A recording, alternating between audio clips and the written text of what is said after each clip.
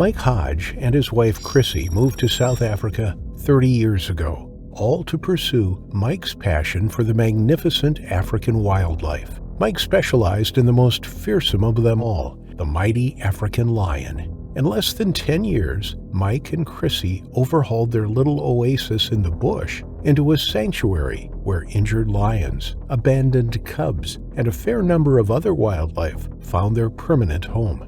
Marakele Animal Sanctuary wasn't just known for its game drives and regular old African safari-style entertainment. Mike and Chrissy had lions, cheetahs, and leopards right in the heart of the property.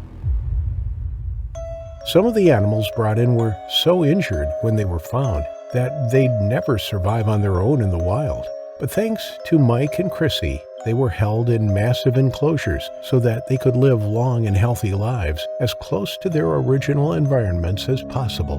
Mike was never in the business of raising circus animals who'd do backflips for a treat. He understood the nature of a wild animal better than anyone. Even the cubs that they raised by hand were never left alone with other humans. And whenever Mike or his staff entered an enclosure, even as friendly as the lions were, someone always had a loaded hunting rifle at the ready, just in case. And for the more sensitive of our viewers, this rather extreme precaution amongst seemingly tame kittens was what ultimately saved Mike's life. His playful cats that he'd fed in the night and raised on his lap were never underestimated, and guests were allowed to view them but never feed or interact personally with the predators, just like it would have been in the wild. The only real difference here was that the cats were supplied food by the staff, and with the high fence line, visitors could view them closer than they would have on a game drive out in the wild. Shamba, the biggest of Mike's captive lions, was the main attraction for everyone. He was found as the lone surviving cub of his litter, his mother probably killed by another predator. Between Mike and Chrissy, they fed Shamba bottles by hand and allowed him to sleep on their laps so that he wouldn't mewl and cry in the night for his lost siblings and mother. Mike liked to entertain visitors by going into Shamba's enclosure and feeding him by hand, and showing them how the mighty beast loved a scratch behind the ears. This was exactly the case on May 2nd, 2018. Mike and his wife were now in their early 70s, and at a time when most people would have long since retired, they were still going strong and accepting more guests than ever. Chrissy had received a group of 3 married couples, all in their late 30s, from America the night before. The group were planning on spending the next 2 days exploring the reserve and shaking off their jet lag. After a good night's sleep, Mike and his best tour guide, Lubanzi, took the group out bright and early. Lubanzi noticed that Shamba was not his usual self, and the guide, an expert in his field, thought he knew what it was. Inside Shamba's enclosure there was the unmistakable musk left behind by a badger. Apparently, the ferocious little beast had gotten into the lion's space the night before and left its scent everywhere that it could reach. Lubanzi used Shamba's breakfast to keep the lion's attention occupied elsewhere so that he could try to find the badger. But apparently the animal had gone off to find someone else to terrorize. He reported his suspicions to Mike, but besides Shamba being a little on edge, there wasn't much else they could do until they caught and relocated the badger. They drove the armored jeep, spotting out the various bucks, elephants, and even a herd of zebras. The morning was everything that an African safari promised to be on the brochures. After a quick lunch under the canopy of the trees, the group was taken to the fenced-in enclosures where the permanent rescues stayed, starting with a pair of springbuck babies that were being fed milk from handheld bottles. They worked their way up to the more exotic creatures, including 2 cheetahs and a mean-tempered serval cat who wasn't willing to come out to greet them. They ended the ride with a visit to Shamba's enclosure, where Mike got out and confidently entered through the high gates. Lubanzi followed, his rifle slung over his shoulder, as was protocol. The couples had been eagerly awaiting this part of the trip all day. Shamba's reputation was legendary, and Mike's handling of him was nothing short of awe-inspiring. Unlike every other visit, Shamba did not bound over to Mike with excitement. Instead, he had his nose on the ground, still sniffing at the musk that last night's intruder had left behind. When Mike walked up to him, Shamba didn't see his old friend. He was in the throes of being territorial. He was defensive and already poised for a fight. Shamba just leapt at him, and Mike recognized immediately that the growls in the sudden spring was uncharacteristic. He bolted for the gate as fast as his geriatric legs could carry him. Had he been a few years younger, he'd have made it the short distance to the gate. But he was not a young man anymore. Shamba outstripped him almost instantly, ramming full force into Mike just as he reached out for the gate. The American started screaming in panic and fear. Lubanzi, on the other hand, had his rifle out and at the ready before Mike even reached the gate. He didn't dare fire at Shamba just yet, for fear of hitting Mike. Shamba hooked the elderly man with his claws, pulled Mike away from the gate that he was hanging onto for dear life, and dragged him across the ground. Mike went limp, not because fear had incapacitated him, but because he knew better than to put up a fight. If he reacted now, Shamba would retaliate to any sudden movement with murderous finality. So despite the burning pain in his jaw and the searing wounds on his back, Mike allowed himself to be dragged like a rag doll a few feet away, not even daring to yell out in pain. If he could scream, it would have been to tell the tourists to keep quiet.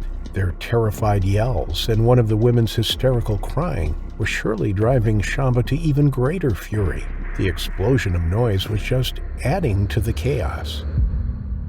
Lubanzi fired a round into the air, and Shamba was shaken out of his moment of madness for just long enough to let go of Mike. And still, Mike didn't move, but neither did Shamba. He stood over Mike like a predator guarding a kill, ready to square off with whoever fired the round. Lubanzi didn't need to take a second to decide. With Mike on the ground and finally out of Shamba's jaws, this was going to be the only chance Lubanzi had to save his boss's life. A second of hesitation was all that Shamba needed to finish Mike off, so Lubanzi fired the second round, hitting Shamba squarely in the chest. The lion bounded back from Mike, running around in a half circle, thoroughly confused at the sting in his chest, not realizing that he was mortally wounded. But the damage was done. The lion, now mad with pain, added to its already uncontrollable territorial instinct. It was a time bomb waiting to happen. Lubanzi took a moment to see if Mike was even still alive, but Mike was lying still as death. He turned back and fired 2 more shots. Shamba stumbled a few feet backwards, reeling from the blast, and fell dead on the ground. With the screams and yells still ringing in his ears, Lubanzi stepped into the enclosure, his rifle still raised in case Shamba wasn't as dead as he seemed, while another guide ran in after him and dragged Mike out by his armpits. Miraculously, Mike was conscious, and he even directed his staff on calling emergency services and on how to evacuate the traumatized tourists. To them, Mike looked like he was at death's door. The man was bleeding profusely from the grooves left by Shamba's claws in his back, and his jaw was very clearly broken. It was a wonder that Mike could even manage to talk. He was airlifted to Johannesburg within the hour, while Chrissy drove the couples to a local hotel. The visitors wanted nothing more than to get away from the sanctuary after their ordeal. Mike, accompanied by Lubanzi and his stepdaughter, waited all day to see him out of surgery. Mike, like he always had, just powered through it all. Besides his jaw being broken in 2 places from being rammed into the metallic gate, he had a dozen scratches that required more than 100 stitches. You'd think that Mike would call it a day and finally retire, but no. The Hodge family are still there, rescuing and raising the very predators that nearly took Mike's life. If anything, the sanctuary, the Hodges, and the staff mourned the loss of Shamba. They'd seen him grow up before their eyes, and they knew better than anyone that a wild animal will always be just that, wild. No one blamed Shamba, but Lubanzi did blame himself. He's never quite gotten over killing the king of the jungle. As thankful as he was that Mike could live to save another animal, he can't stop replaying the memory of Shamba's terrifying final affliction. Samantha Kudeweh was an exceptional woman. The 43-year-old had spent no less than 20 years as a zookeeper, philanthropist, animal rights activist, and she was one of the leading experts on captive breeding programs in the world. She was employed in New Zealand at Hamilton Zoo as the head curator, but she was often called on from across the globe to give her expert consultations to other facilities, hoping to breed endangered species back to their former numbers. Samantha loved every single creature on Mother Earth, but she did have a special place in her heart for rhinos and tigers especially. Some of the first births on New Zealand soil from both creatures were overseen by Samantha personally. Samantha met her husband Richard at a zoo in 2001, and together they had 2 children. Samantha was as devoted to her kids as she was to the animals, and unsurprisingly, the 2 nature lovers were doing a very good job of raising the next generation of environmental fighters who were every bit as in love with the natural world as their parents were. One of their most famous attractions was a Sumatran tiger named Oz.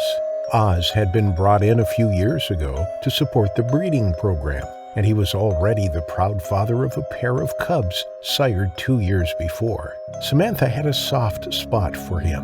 For one, he was pivotal to the program, and they planned on him fathering as many cubs as he possibly could with the females they had on site, and he was very enthusiastic about the affair. But Oz was also a reasonably well-mannered and chilled-out fellow, for a tiger anyway, and his docile and relaxed nature made it hard not to charm anyone he came across. He knew and understood humans very well for a feline, and given his long life under human care, he certainly tolerated them much more than the other cats on the compound. That week in 2015, the zoo had visitors from Melbourne, Australia. They'd come to observe New Zealand's management of the larger, more dangerous animals, and also to have a look at their breeding program. If all went well, and the first half of the visit certainly looked like it would, then the 2 would collaborate in the future, especially concerning the breeding of big cats.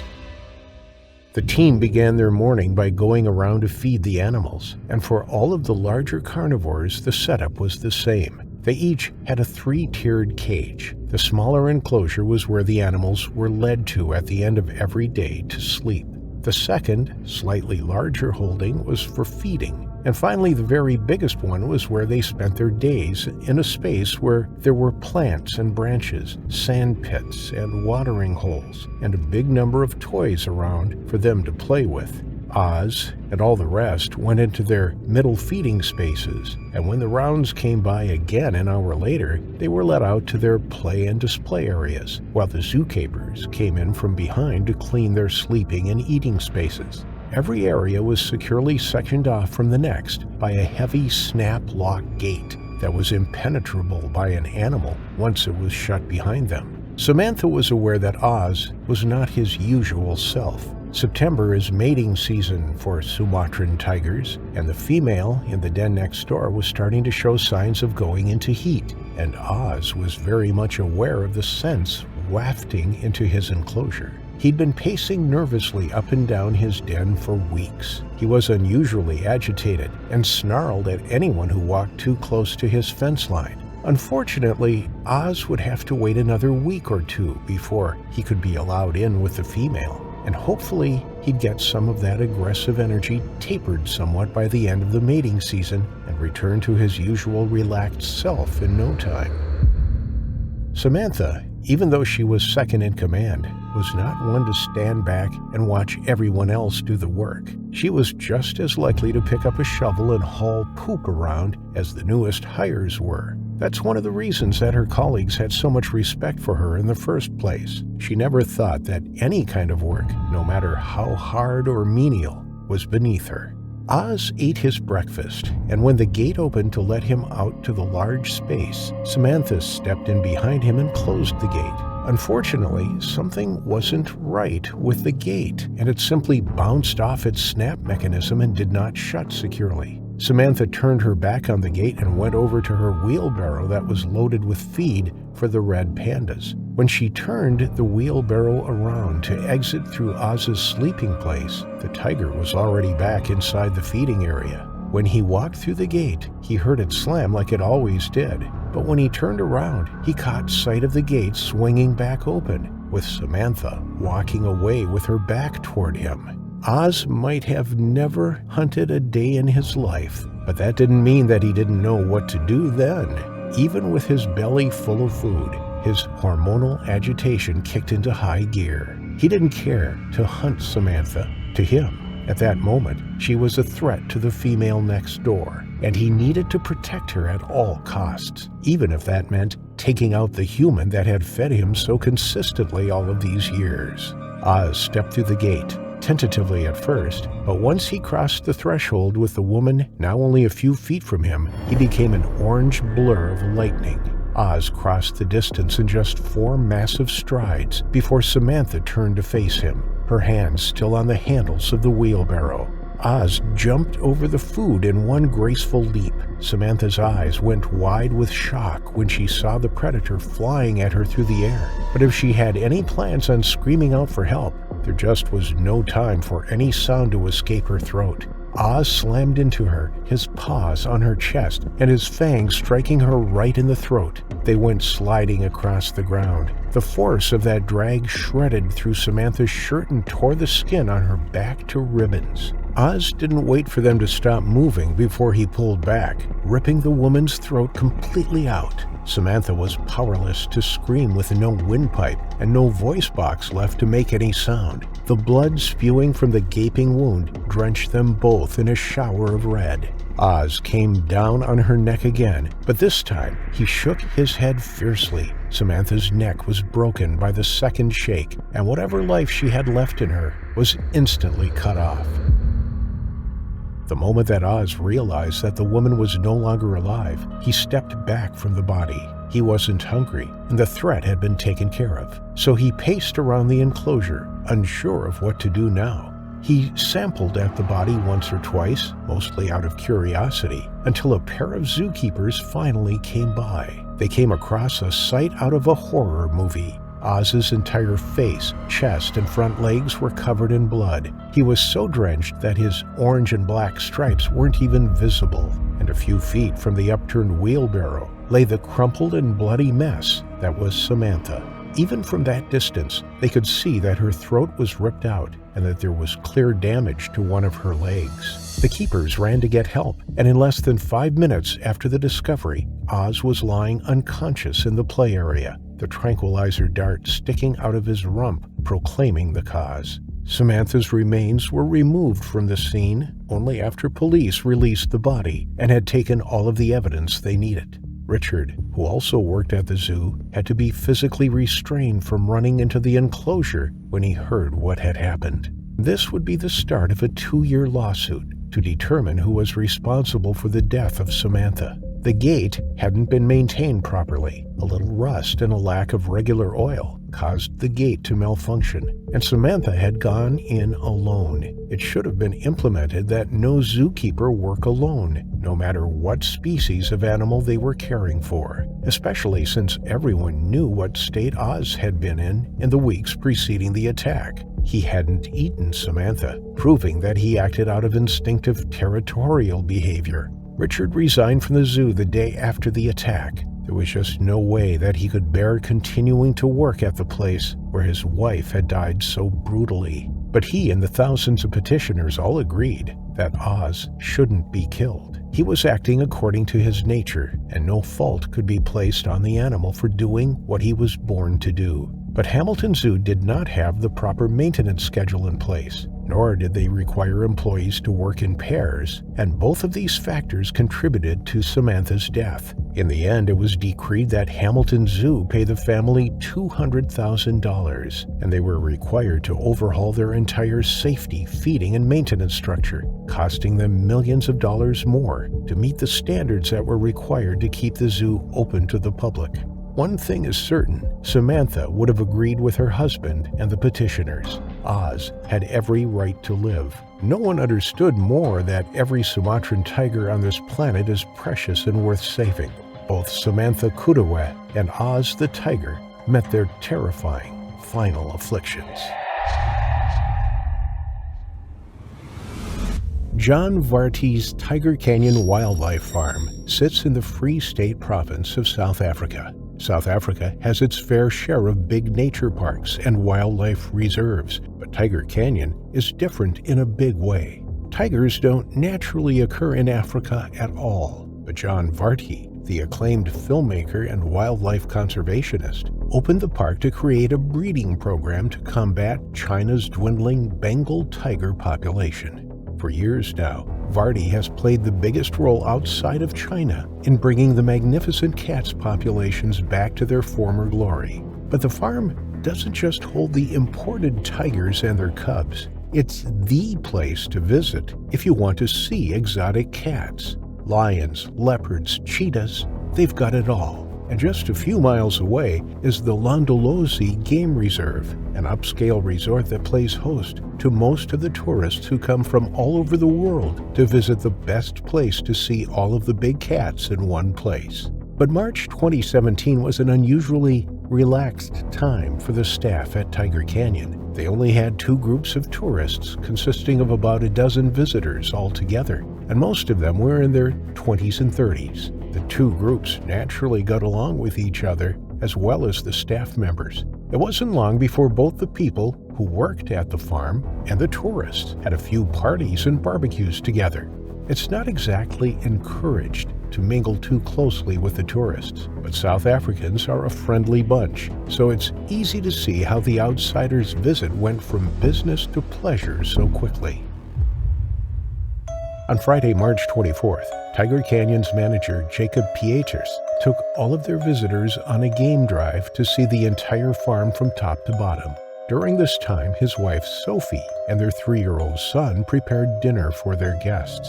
By late afternoon, the lot had returned and devoured the food set out for them.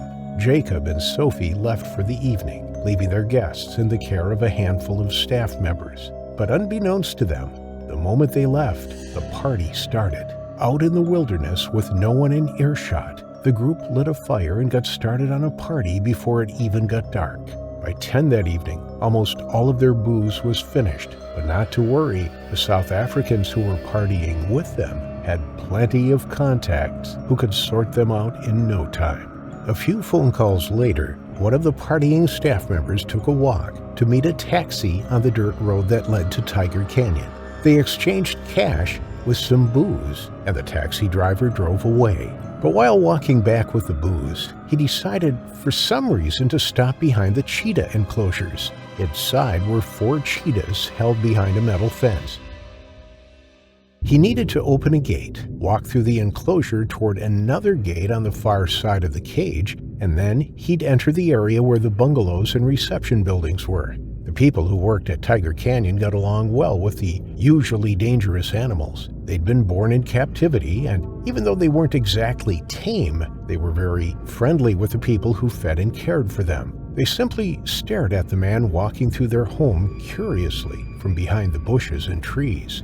Cheetahs are some of the smallest of the big cat family, and they prefer to hunt small game. Even if they had been hungry, which they were not, the humans striding through the enclosure were a little too large for their usual tastes. That's not to say that they won't attack if they're especially hungry or when they're threatened, because they absolutely will. But the cheetahs knew the staff members fed them every morning and evening, and they had no interest in hurting them at all. But the staff member who'd walked through with his hands full of their beverages kicked the last gate closed behind him without latching it shut at all. As the party wore on until the early morning hours, that gate stood seemingly closed, but in truth it could swing open with even the slightest draft. When the music turned off and everyone went off to bed, everything became silent. Cheetahs are incredibly curious creatures, so it shouldn't be surprising that one of the 4 came nosing closer, its snout in the air, smelling the empty bottles and snacks that were left outside the bungalows.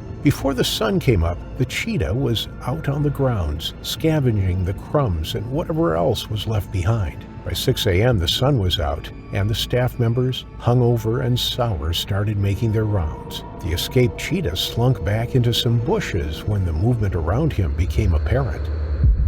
By the time that Jacob, Sophie, and their young son pulled into the parking lot, the evidence of the previous night's goings-on was already cleared, and no one noticed that one of the cheetahs was missing when they threw chunks of meat over their fence for breakfast. But now, up in a tree, the predator was watching silently and almost invisible as the people on the grounds made their rounds. It had missed breakfast, and its stomach was empty. It immediately spotted the toddler, and little Jacob was of a much more appropriate size for the cat to try for. At 7 a.m., Sophie headed into the kitchen to start preparing breakfast, and Jacob Sr. went out with his Jeep to feed the tigers on the other side of the park. The park stretched for hundreds of acres, and Jacob would be gone for the next few hours at least. Sophie left her son to play with his toy trucks and plastic animals like she normally would. Every cat in Tiger Canyon had dozens of acres, and every one of those enclosures was fenced and gated.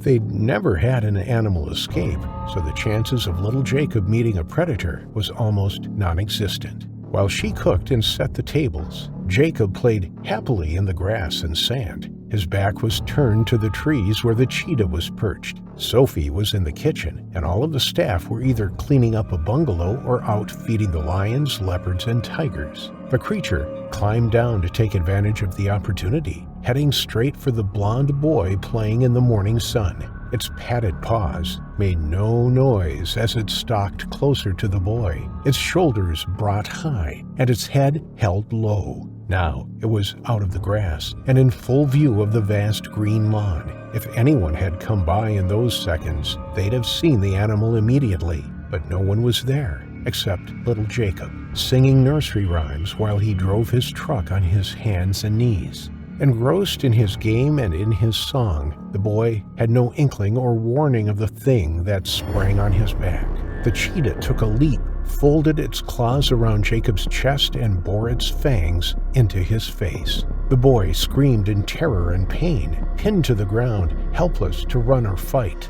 Jacob's attacker released its hold on Jacob's face and bit down again. This time, its aim was fatal, right between the ear and shoulder. The cheetah had Jacob by the neck. Blood spurted over its yellow-spotted fur, and it increased the force of its grip, cutting off all oxygen to Jacob's brain. Jacob's hysterical screams were cut off instantly when the animal took hold of his throat. By that time, everyone in the vicinity ran out to investigate the sound. Sophie immediately knew something was wrong when she heard her son's panicked yell. She ran from the kitchen, dropping a stack full of plates as she went. At the door, she saw the gruesome scene on the lawn. The cat was straddling her boy. There was blood everywhere. With an anguished wail, she ran even faster, but a gardener nearby was already streaking across the grass. He reached the boy first. With his bare hands, he grabbed the cheetah around the waist and lifted it into the air. The animal wasn't letting go without a fight. Jacob was hauled up with it for a moment, but his weight and the worker's yank ripped the nails and teeth right through his skin. The claws dragged across Jacob's small chest, leaving raw grooves behind, and the fangs tore his throat to shreds. Then Sophie was there, just as Jacob fell from the animal's grasp. She immediately grabbed him by the neck, trying to stem the torrents of blood that were streaming from her son's wounds. The man, strengthened by adrenaline, threw the 100-pound raging cheetah across the lawn. The cheetah yelped when it struck the ground. It bounded on its feet the moment it landed, streaking away, back into the cover of the wilderness. Jacob wasn't conscious, but he was still breathing, a horrid gurgling sound that sent bubbles of blood out from his mouth. Sophie managed to keep her hands steady for 20 minutes, not daring to move Jacob for fear that he'd bleed out if she lost her grip. Then the emergency helicopter arrived, landing right there on the lawn. Jacob Sr., still out in the field, saw the helicopter flying overhead and land around the place where his wife and son should have been. He jumped in his car, thinking one of the rowdy tourists had gotten into some sort of accident or another. But to his horror, he arrived in time to see his wife and the limp and bloodied body of his small son climbing into the aircraft. He didn't bother to see if anyone was all right. Jacob got right back in his truck and raced to the nearest town, the closest place that the helicopter would find a suitable hospital. When he arrived, his son was in surgery, and Sophie was in the waiting room where hospital staff had already given her a clean set of clothes. But it was too late.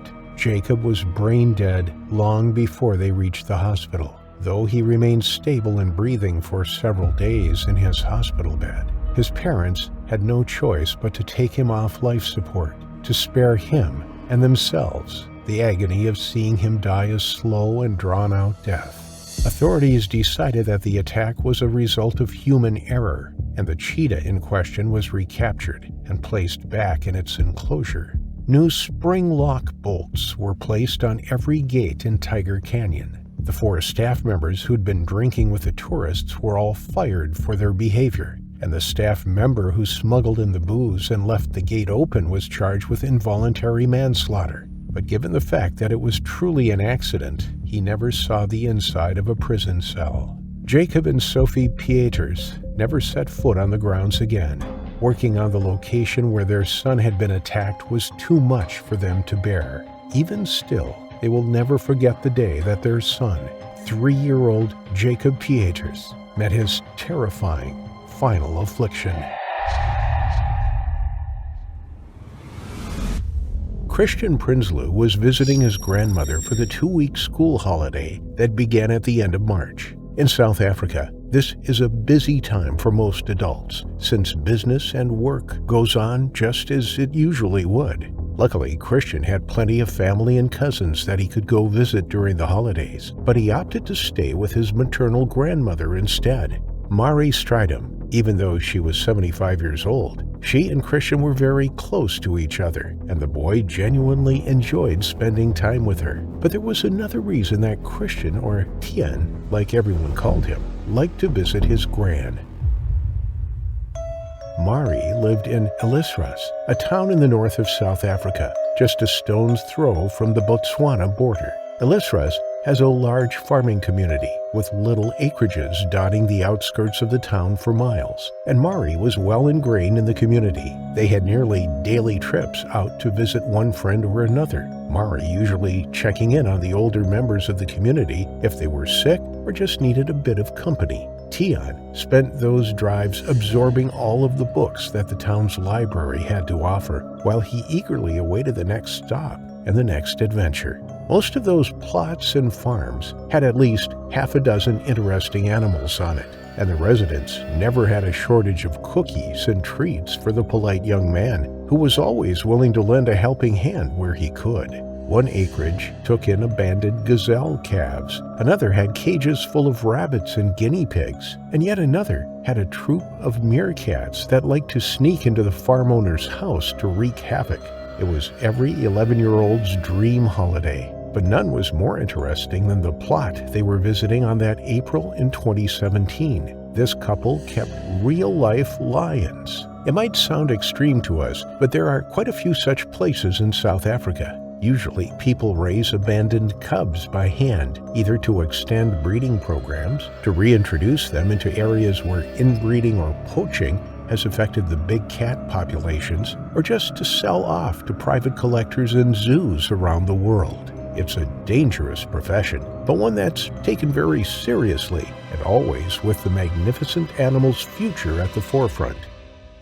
On this little patch of land, there were 3 fully grown lions, all hand-raised and about as close to tame as a wild cat could come. Tien had even played with a few cubs that found their way there before they were taken to their new homes, but these 3 had been on the property so long that it was by now their permanent home. Each had its own spacious cage, and every morning at late afternoon they were given free rein of the fenced-in 4 acres to stretch their legs, roll in the ground, and sharpen their nails on the massive mulberry trees all over the property. Their owners never allowed visitors to come over during the lions' free time, and only the husband and wife ever fed them. But by the time Tien and his gran arrived, they'd already been out for their walk and had been fed and returned to their holdings, so there was no danger to either of them being on the property at that time, or at least that's what they thought.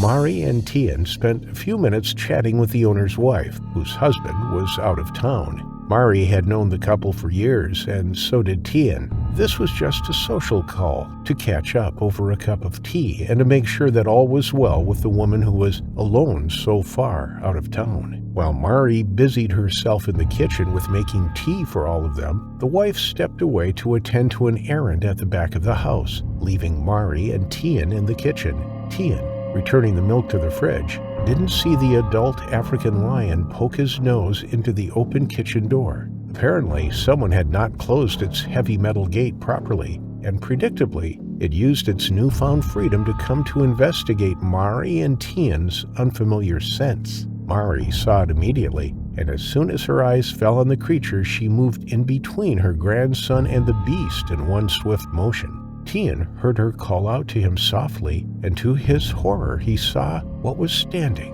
right in the kitchen door. Tian was not some uninformed child. He knew full well that no matter how much a lion's been in contact with humans, it's never truly tame. The ice-cold fear that coursed through him was nearly enough to fossilize him where he stood. But his grandmother, calm and without taking her eyes off the cat, told him to get out of the kitchen and into the safety of the house. Tian did as he was told, but he wasn't as calm as Mari. Tian spun around and began to run. The moment he did, he became just another gazelle fleeing from a hunter, just like any other prey running for their lives. And even though the lion was well fed and not at all hungry, all of its natural instincts kicked into gear. In that instant, it sprang into action, knocking Mari to the ground, and with 2 strides it leapt through the air, landing on Tian's back before the boy even made it halfway across the kitchen. Its nails wrapped around his tiny shoulders, and its teeth sank into the back of Tian's neck and upper back.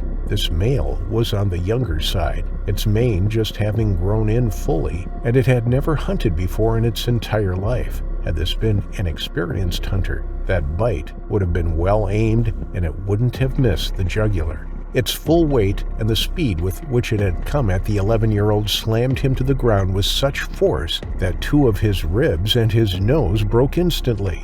Mari moved faster than a woman her age was supposed to. One moment the beast and the boy were on the ground, and the next, Mari was on top of them. She grabbed the mane, pulling as hard as she could. The cat let go of Tian, gave an angry swipe in her direction, and turned back to its prey. Mari didn't even feel the nails raking over her forearm and shoulder. She just launched herself back at the cat, completely disregarding its growls and teeth. On its back, she yanked and pulled, screaming in primal maternal anger. The noise had alerted the homeowner, and the woman came bursting into the kitchen just as Mari launched her second attempt to pull the animal off her grandson. The woman's yells were familiar enough to pull the lion out of its natural prey drive. It pulled out its nails from the boy's back and began to backtrack toward the open door, throwing Mari off its back in the process.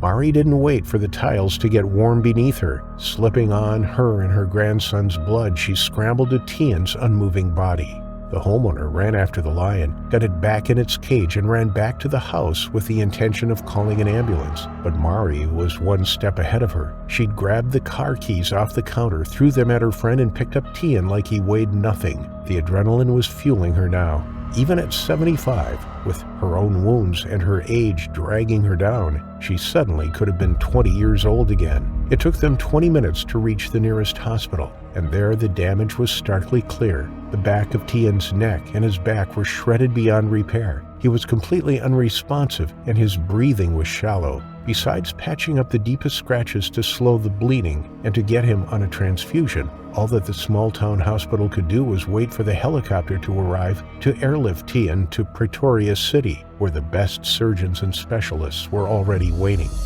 Mari, on the other hand, refused all treatment, insisting to stay with her grandson. It wasn't until the aircraft disappeared into the horizon that she finally collapsed from exhaustion and grief that staff were able to stitch her up. Her wounds were deep, but not fatal, and she was released within a few days.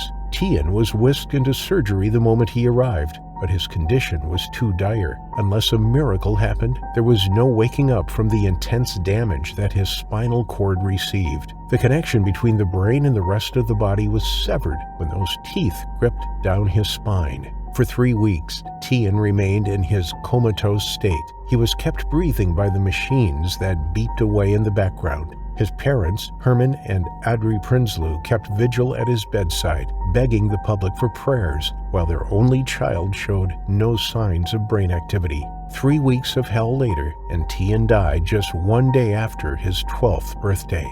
Mari made a full recovery, but she never stopped reliving the trauma of that day. And as for the lion, in a rare twist of events, the Prinsloo family did not wish for it to be put down. They recognized that it was only acting on instinct, driven by forces beyond its control. It was rehomed to another facility or park that's never been disclosed. They did not wish to pursue legal action. They realized that it was a mistake, and whether or not it was negligence or fate, a battle in the courts would never return their sweet, animal-loving boy back from his terrifying final affliction. In mid-2022, a man-eater was beginning to strike in and around the Corbett Tiger Reserve in India's Uttarakhand. The reserve has the highest population of Royal Bengal tigers in any of India's reserves, but now one of them had gone rogue. Nobody was safe.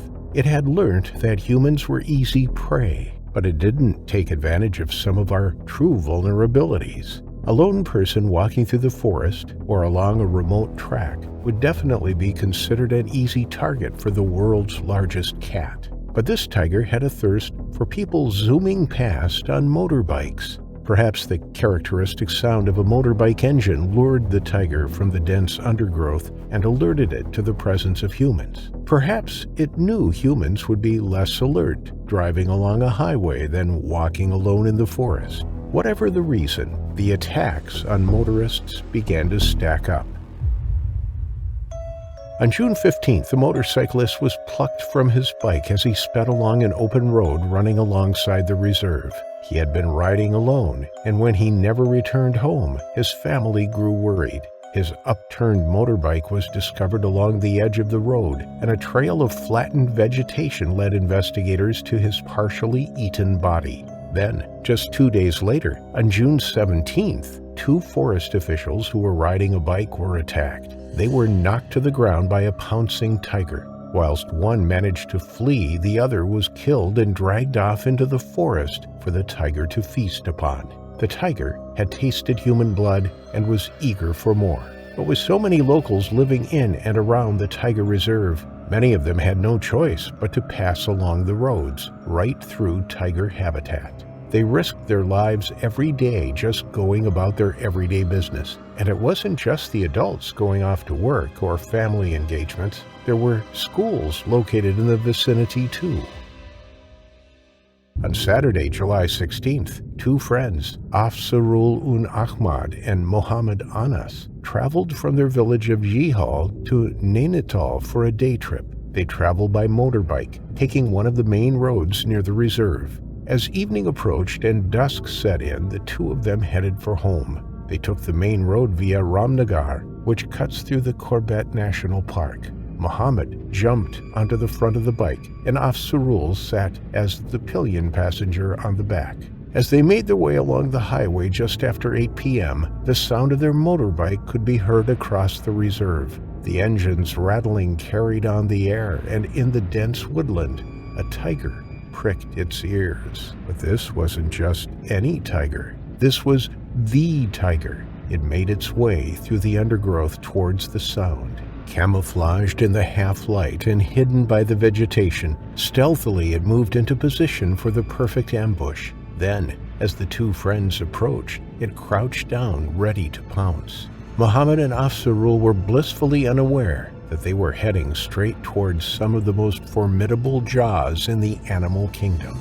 In a flash, something hit them side on. The tiger had launched itself at the pair as they rode past. The force from the hit sent the bike careening across the road. Mohammed tried to correct it, but the wheels skidded and the bike crashed to the ground, sending the 2 men flying off it. They immediately leapt to their feet and came face to face with the tiger. Staring into the eyes of the beast, the 2 men knew they were in trouble. standing 1 meter, 3 feet at the shoulder, and almost 3 meters, 10 feet long. It was an intimidating and terrifying sight. There was no way to right the bike in time. There was no way they could defend themselves against one of the most feared predators on the planet. Muhammad skirted around the opposite side of the bike, whilst Afzarul ran towards the front. As he did so, the tiger lunged forwards and grabbed him. Muhammad glanced over his shoulder, horrified to see his friend in the jaws of the beast.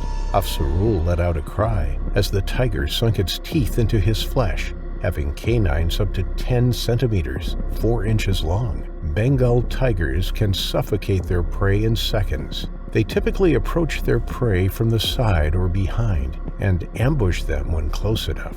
They are powerful and incredibly strong, regularly taking down guar and water buffalo, as well as sick or injured Indian elephants. The 25-year-old man was hardly going to be a challenge for the Royal Bengal tiger. As the tiger closed its jaws around Afzarul's neck and shoulder, he struggled to break free. He could feel the air being cut off from the vice-like grip of the animal. Just a second later, he was dragged into the undergrowth, still with some fight left in him. But he was fading, and it wouldn't be long before he was suffocated by the big cat. Muhammad ran from the scene. He ran as fast as he could to try and find help. There was nothing he could do to stop the tiger, and he could hear his friend's final cries as he ran away. Terrified and running for his life, Muhammad eventually made it to a forest department post. He banged on the door and barged inside the room, shaken and desperately begging for help. Immediately, a search and rescue team made up jointly of officers from the Ramnagar Forest Division and those from the Corbett Tiger Reserve rushed to the scene of the attack. They called out to Afzarul in the dark, but there was no answer. Only the breeze through the trees could be heard amongst the shadows. They stepped into the undergrowth, scanning the darkness with their flashlights. It wasn't long before they came across a bloodied mobile phone and Afzarul's bag. Continuing further into the reserve, their search led them to a river inside the forest. Scanning the bank, they stopped dead in their tracks. They had come across a gruesome discovery. 2 severed hands lay on the dirt. There was no sign of a body. There was no guarantee the hands belonged to Afzarul, but the chances were high, and they knew it. The search team decided it was safer to continue their search in the morning. It was an agonizing wait for Afzarul's family, as well as Muhammad, but deep down they all knew to expect the worst news. When news got out about the attack, officials warned people to stay away from the forest. It was too dangerous for people to venture there with a killer on the loose. It was up to the authorities to locate the tiger and relocate it, but that was no easy task. First, they had to find the victim. In the light of day, it was much easier for the rescue team to search for Afzarul. It wasn't long before they made their discovery. Just 300 meters from the road where the young man had been snatched lay his mutilated body. Next to him were his shoes. It was a horrifying finding, the one which the search team were expecting to find. Although the recent attacks were well known in the local area, it was still a shock to have yet another death confirmed. There was a village high school nearby, and there were concerns that the tiger would strike again. Officials circled the school grounds to keep the children safe, determined to stop the tiger from attacking again. Everyone had their eyes peeled, looking for the elusive tiger. 14 camera traps were installed in the area to try to locate the tiger, but it remained elusive. Perhaps it knew it was being hunted. It avoided capture, and the fear continued to grip the locals. Angry and frustrated from a lack of protection, locals blocked the road in a protest. They wanted a right to live free from fear. It seemed the reserve had competing interests, protecting a valuable species and bringing in tourism to the area, as well as lying alongside people's homes and routes to and from work. Was there a way the local government could protect them from the tigers? But as communities and settlements continue to expand into the tiger's territory, there is going to be more conflict, and tragically, India's endangered big cat will undoubtedly bring more locals to their terrifying final affliction. The most recent spate of leopard attacks in the Junar forest happened recently in 2024. The 13 villages that dot the area, littered with sugarcane plantations in between patches in the forest, are in for a nightmare if officials can't catch the predators responsible. The village has lost 3 of the most vulnerable members in the last 30 days alone to the leopards. The young and old are the ones being targeted, and tensions are starting to rise. If the government can't find a solution, then parents and families will find another way to protect their kids. It all started with Sanskruti Kolakar on the 11th of April, a 1.5-year-old baby girl who was out in the field with her father. Sanjay took his daughter along for his morning chores as often as he could. He genuinely liked her company, and she certainly enjoyed playing in the shaded grass beside the shed. She was playing just a few yards behind Sanjay when he was setting up a shelter for the sheep he was herding. While the larger human was distracted, the leopard, who'd been watching them for the past hour, finally took the opportunity it had been waiting for. It stalked them from the sugarcane reeds in the field next to them. It was so silent that neither the girl nor her father even heard it coming.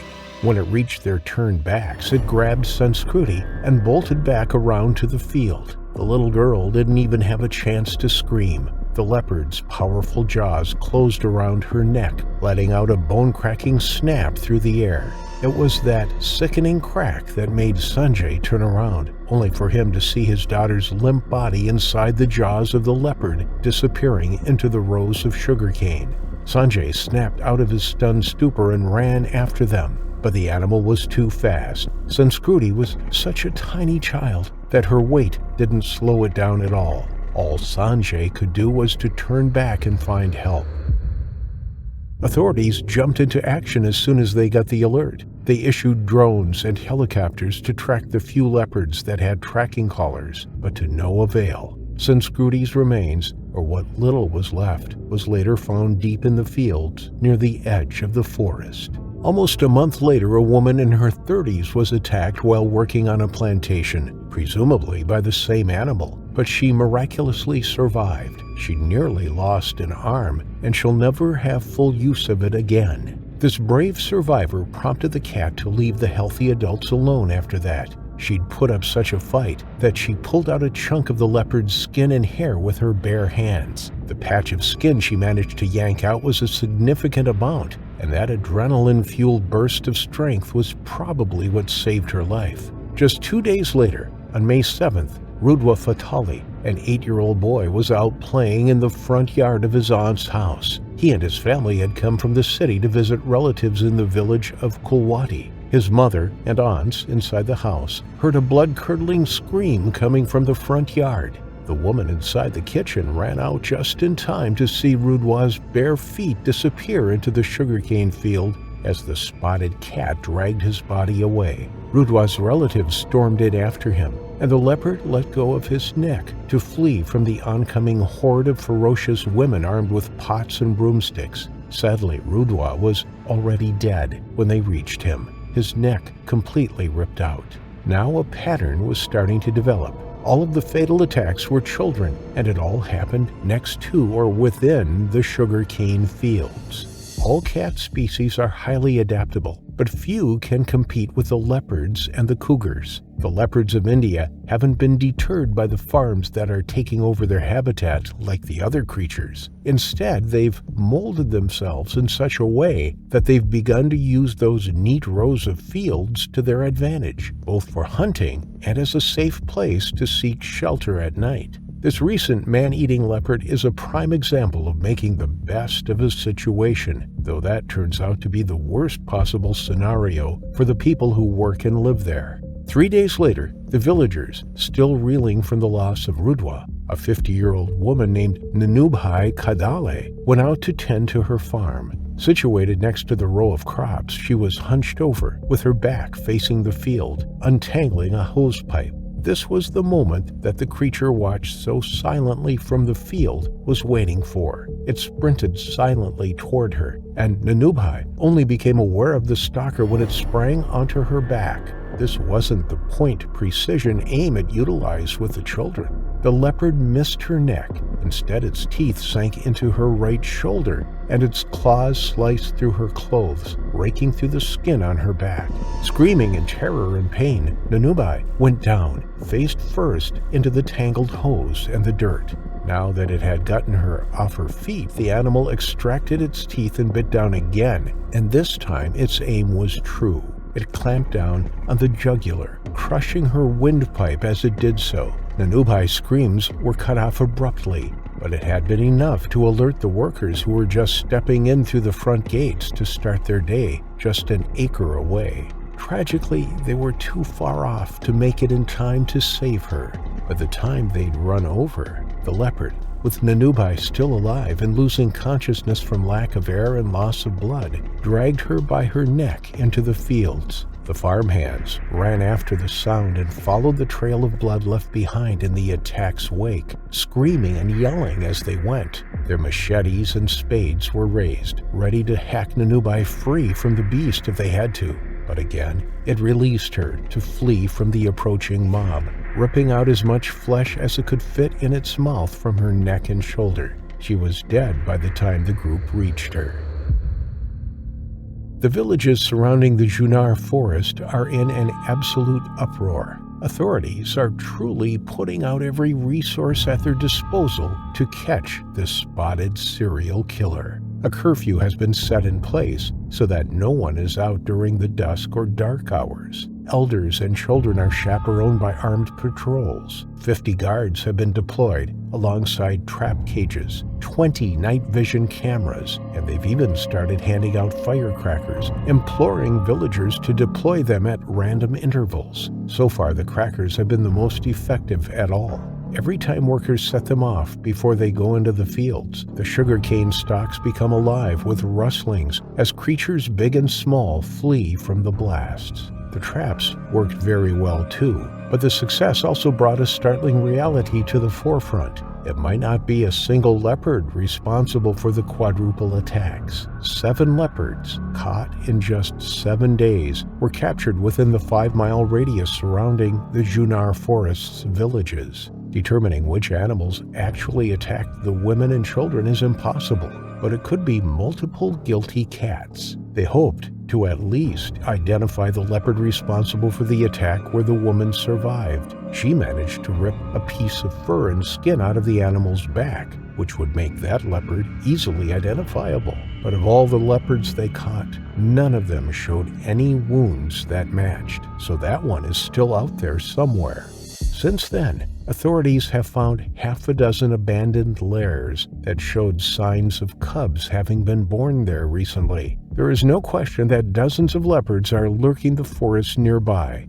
In light of this discovery, officials have taken a rather extreme step. They've begun to castrate the males before releasing them in protected parks and forests far away. At least that should curb the sudden population boom in leopards without the need to eradicate a protected animal. But the truth is that this is far from over. Those sugarcane fields are not just sustenance for humans. It's become an ecosystem all on its own, alive with rodents, birds, and snakes. And every year, the animals inside those fields get bigger as they're attracted to the smaller game, leading to an ever-growing problem. With humans now part of the food chain too, with all that food now available, it's not surprising that there's been such a rise in their populations. With the leopard's recent taste of blood, there is no telling how many more will soon meet their terrifying final affliction.